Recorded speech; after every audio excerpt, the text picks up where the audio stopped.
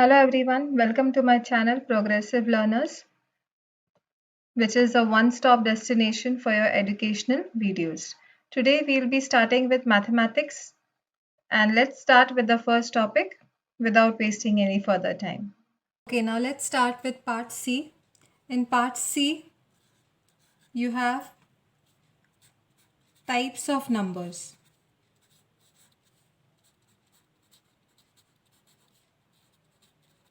In this section, you will be learning total 12 types of numbers, some of which you are well familiar with and some of which may be of a little doubt to you. So, we'll be clearing all these now.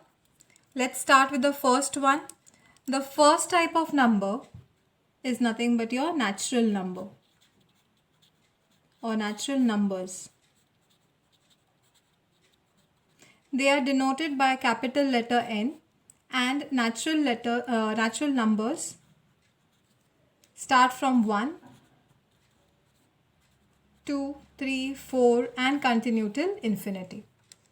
The next type of numbers are whole numbers.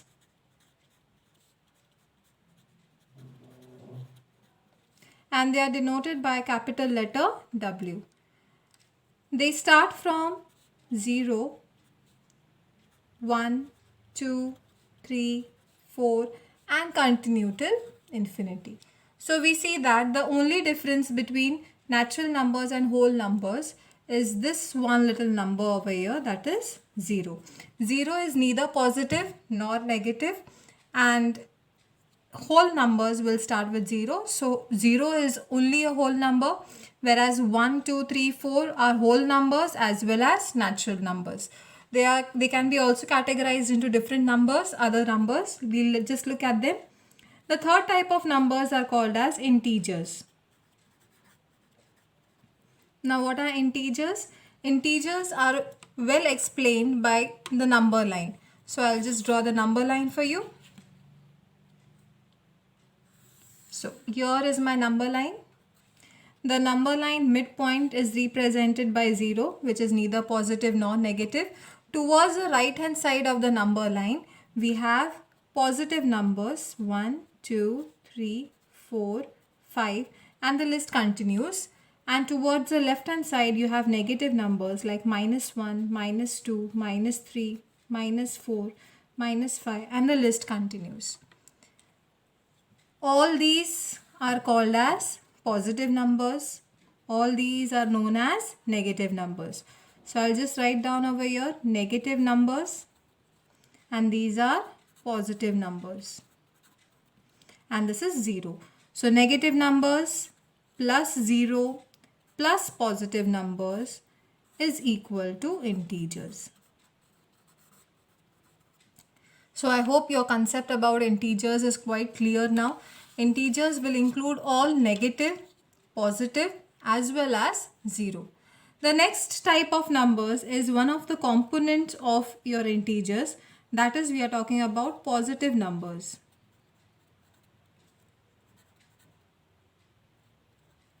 Positive numbers are those numbers which lie to the right hand side of the number line. Next, the fifth one are the opposite, that is negative numbers. Negative numbers lie to the left hand side of the number line. The next type of number, before we go down to the next type of number, there are certain rules which you should keep in mind regarding positive numbers and negative numbers. These rules will help you all when you all solve certain operations on these negative as well as positive numbers.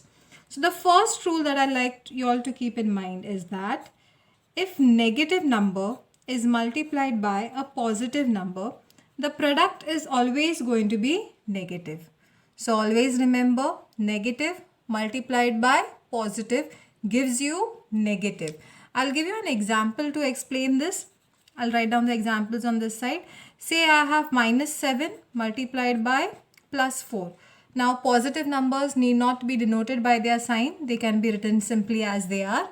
So -7 multiplied by -4 gives me the answer 28. But this answer 28 should be accompanied by a negative sign just because your one number over here is negative. So you have negative into positive, which gives you negative. The next rule is regarding the same thing here. If you have positive multiplied by positive, the answer remains positive. So if I can give here 7 multiplied by 4 gives me 28. So you see the difference, children? The next rule is if I have negative multiplied by negative, what should my answer be? So here, children, negative will make positive. So if I have minus 7 multiplied by minus 4, I get plus 28 and not minus 28. So this is a question which you all should pay attention to. Again, if I have negative sign here, means if negative maybe this number or this number, either number, I'm not showing the next one, that is the same thing. Positive multiplied by negative is again going to give you negative. Now let's look at a division property. If you have negative divided by negative, then the answer is going to be positive. For example, if you have minus 8 divided by minus 4, then the answer is going to be plus 2. Why? Because minus minus becomes positive. Whereas if you have negative divided by positive or vice versa, that is positive divided by negative, the answer remains negative. For example, if I will write it down over here, minus 8 divided by plus 4, the answer is going to remain minus 2. Okay, so you need to be careful about these multiplication rules and these division rules. One more thing that I like to explain is, if you have negative plus negative, okay, negative plus negative, the answer is going to remain negative. Now this point I have explained just because children get confused between this rule and this rule. So you see, this is negative multiplied by negative, which gives you positive. But negative plus negative will always give you negative.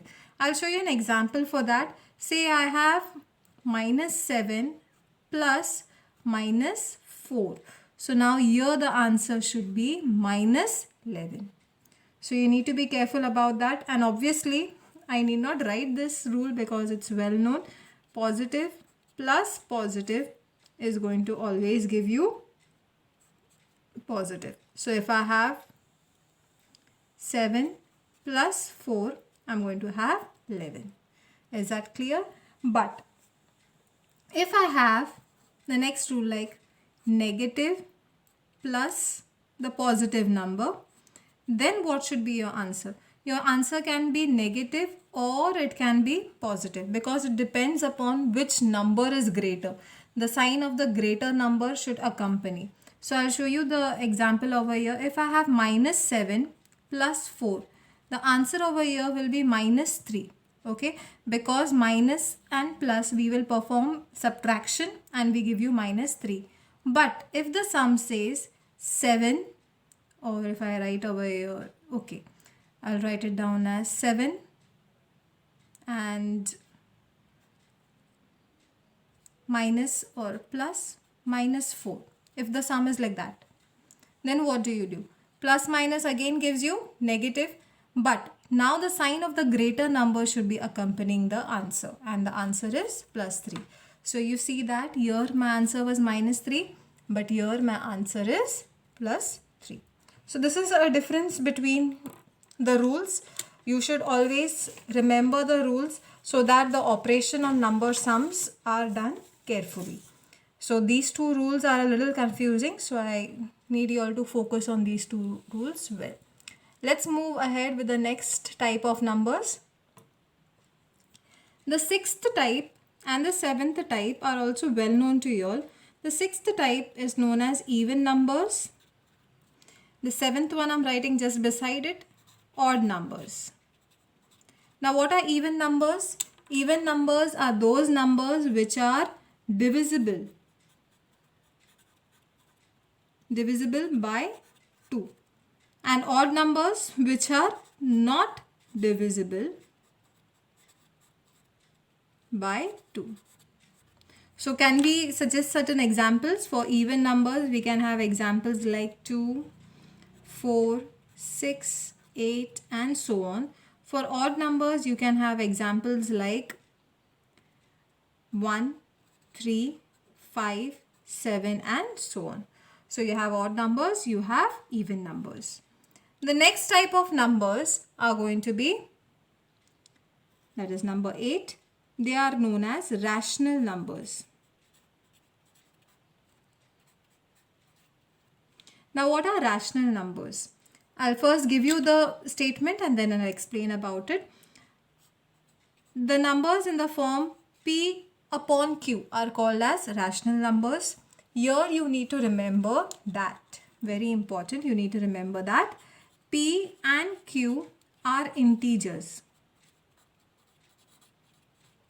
P and Q are integers where Q is never going to be equal to 0. Okay, so I can write examples for you all to understand. For example, I write down 7 by 4. 7 is the P over here, 4 is the Q over here. So this is a rational number.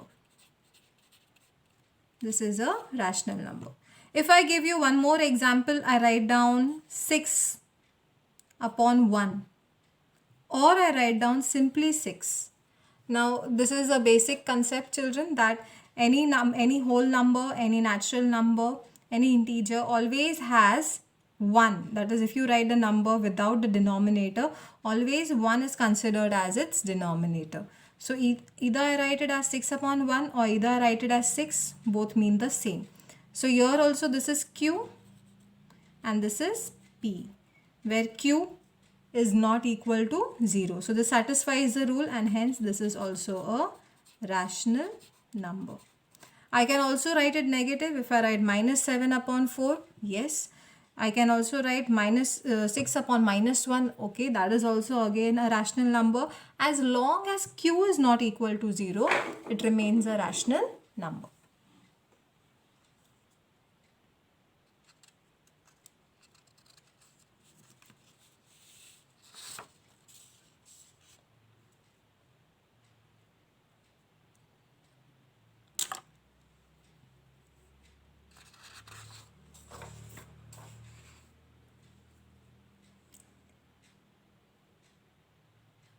Now we talk about number 9, that is type of numbers.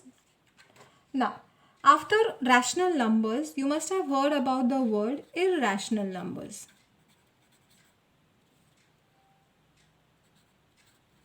Now what are these irrational numbers, children? Irrational numbers cannot be expressed in the form P upon Q. So here I'll write it down, cannot be expressed as P upon Q. So all numbers which cannot be expressed as P upon Q are going to be irrational numbers. I'll give you certain examples over here. Under root 2, under root 3, under root 5. These can be irrational numbers. But keep in mind, under root 4 is not an irrational number. Why do I say so? Because under root 4 gives me the number 2. And 2 has a denominator 1. So it is expressed in the form of P upon Q. And hence under root 4 is not a irrational number. I hope you have understood. Let's move ahead. Number 10 are prime numbers. Now prime numbers you all have been studying since your class 5, I guess. Now prime numbers are those numbers which come in their own tables and in the table of 1. Now there are certain things that you all don't know about prime numbers, and those things I'm there here to tell you. 2 is the least and only even prime number. Okay, so 2 is the least and the only prime number. So if they say 2 is the least, so what about 1, children? So 1 is not a prime number. Be very careful about this. Many children get confused. 1 is not a prime number. Okay. So I hope you have understood these 2 points. They were quite important to understand. Now, in CTT, you have questions like, okay, find if the given number is prime.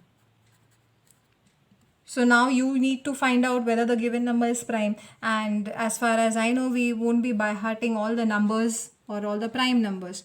So I'll just give you all some examples how we find or how we go about with these types of sums. Example, I have 193. Okay. Now my first step, okay, mark my arrows are going to be the steps for you. My first step will be to find out the closest perfect square to this number such that the closest perfect square is greater than this number, the question number that is given. So if I can remember my perfect squares, 196 is the closest and the greatest or the greater perfect square than 193.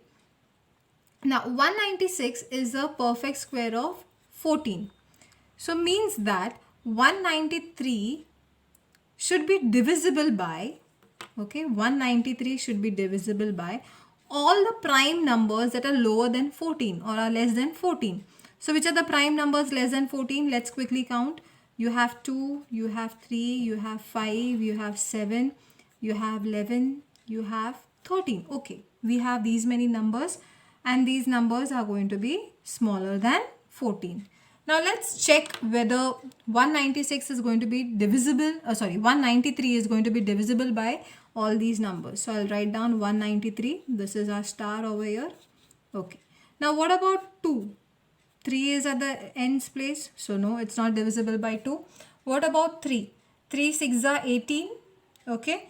And you'll have 1 carrying over, that is 13. Doesn't give any output. So no. This one is also no. This one is also no. It won't go in the table of 5 as the units place digit is 3. Let's talk about 7. What can we do for 7? 7 2s are 14. So from 14 you minus, from 19 you minus 14, you get 5. 53 does not go in 7 times table either. What about 11?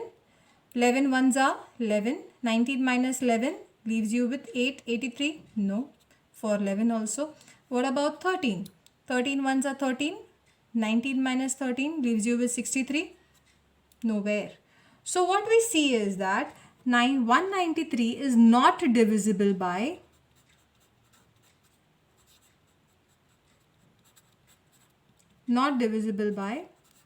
any of these numbers. Okay, any numbers that is 2, 3, 5, 7, 11 and 13. So hence we can say that, therefore we can say that 193 is a prime number. Is that clear? Yeah, I hope this is understood. Now let's move on to the next number, next example. I have taken a simpler example so that you all understand. It's only that you should understand what steps to follow. It's quite easy to solve the sum then. Okay, I have taken 352. Now let's see which is the closest perfect square to 352, which should be greater than it. It's 361. 361 is a perfect square of 19. Right? Now, if you try to find out whether this is a prime number, you should see whether it is divisible by 2, whether it is divisible by 3, whether it is divisible by 5, 7, 11, 13. If you check out the first number itself, children, that is 352. This number should be divisible by 2. Why do I say so? Because the ends place digit has the number 2. So 2 ones are 2, 1 carried, 2 sevens are 14, 1 carried, 2 six are 12. So 176 multiplied by 2 gives you 352. So as this number is divisible by 2, therefore 352 is not a co-prime number. So I hope you understand how this works. Now there is a little confusion about something that sounds like a prime number. Okay, the concept is called as co-prime numbers. Now what are these co-prime numbers? Co-prime numbers, if I have to give you the definition in simple terms, you can say that any pair of numbers, okay, we generally talk about a pair in the co-prime numbers. If you talk about any pair and if that pair has the HCF which is equal to 1, what do I say? That the highest common factor is 1. Okay, then any such set of numbers are called as co-prime numbers.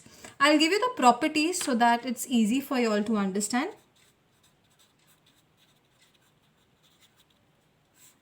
Okay, with these properties you all will find it more explanatory. Now, one is co-prime, the first property, co-prime with every number. Now, why do I say so that one is co-prime with every number? It's just because if I have any number, say suppose I have 1 and I have 17. Okay. Now, these two numbers, the highest common factor, obviously children, is going to be 1. I take 1, I take 4. What is going to be the highest common factor? HCF is again going to be 1. So if HCF is 1, what does my rule say? It's a co-prime number. Okay. So this was the first property. Well, let's move on to the second property. Every prime number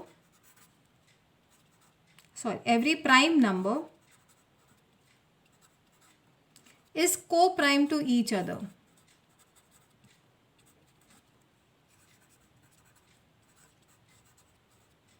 Now, why do I say that every prime number is co-prime to each other? See, I'll give you examples for that. I have 5, I have 7. Anything common in their multiples? Nothing. HCF is 1. Again, satisfies the rule. So that is why every prime number is going to be co-prime with the other number. Let's talk about the third point, successive or you have consecutive numbers. These numbers are co-prime. Now, why do you say that these numbers are co-prime? Again, I'll give you an example. Say I have 2, 3. Anything common in their multiples? HCF 1. Say I'll write with a different color. I'll write greater numbers. 24, 25. Anything similar? No. So the highest common factor is again going to be 1. So any two numbers which are consecutive, or in other words they are successive, are said to be co-prime with each other. Okay. And the last property, very important one I may say, says that the sum of any two co-prime numbers are always co-prime with their product.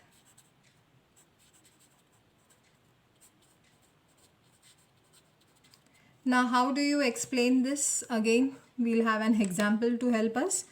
Say, for example, I have 2, 3. Again, I'm taking this example. Okay.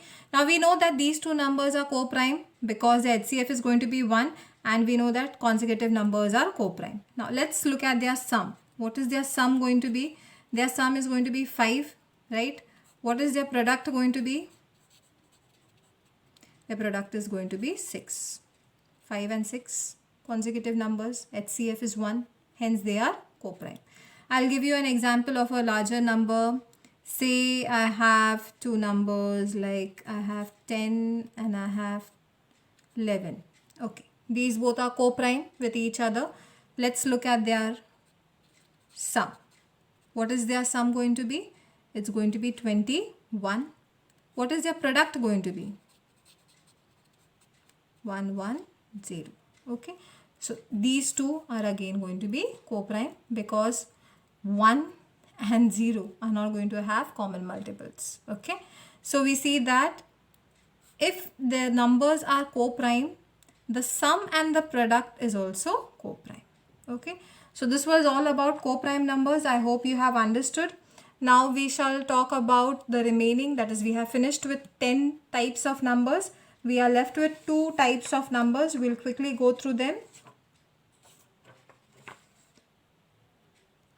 The 11th type of numbers are called as composite numbers. Now what are composite numbers? All the numbers which are non-prime. So all non-prime numbers. All non-prime numbers are called as composite numbers. Can I ask for examples, children? Obviously, they can be 4, 6, 8, can have 9, 10, okay, 12, etc., etc. All these are going to be composite numbers. If you have paid attention, I have not written 1. We had seen that 1 is not a prime number. But here in composite numbers, I have said all non-prime numbers, but yet I'm not writing it. So you should understand, always remember, I'll put a star for you all, always remember 1 is not a composite number. Okay, so let this be in your mind. That's all you all need to know about composite numbers. The 12th type of numbers are called as real numbers. Now what are real numbers? All your rational and irrational numbers are real numbers. Okay, so I hope you all have understood all the 12 types of numbers. If there are any doubts, please leave them in the comment box. If you have liked the lecture, please hit the like and the subscribe button. Thank you.